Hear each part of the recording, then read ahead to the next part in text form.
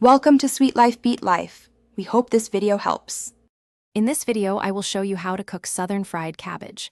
Start by gathering your ingredients.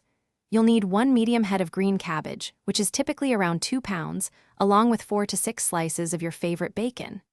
Don't forget 1 medium onion, finely chopped, and 2 cloves of minced garlic for that aromatic base. We'll also use salt, black pepper, and a touch of red pepper flakes to give it a delightful kick. First, in a large skillet, cook your 4 to 6 slices of bacon until they're perfectly crispy. Once done, remove the bacon and set it aside, but make sure to leave about 2 to 3 tablespoons of those flavorful drippings in the pan. Now, add your finely chopped onion to the skillet and sauté it in the drippings until it becomes wonderfully soft and translucent. Then, stir in the minced garlic and cook for just about 1 minute until it's fragrant. Now it's time for the star of the show.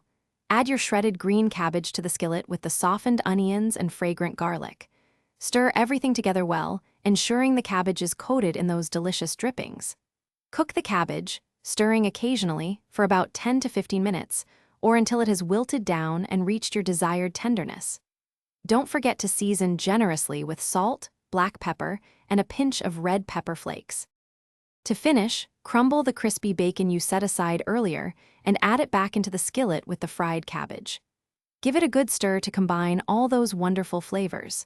Taste your southern fried cabbage and adjust any seasonings, adding more salt, pepper, or red pepper flakes if desired. Serve this comforting dish hot as a fantastic side that complements almost any meal. Thanks for watching.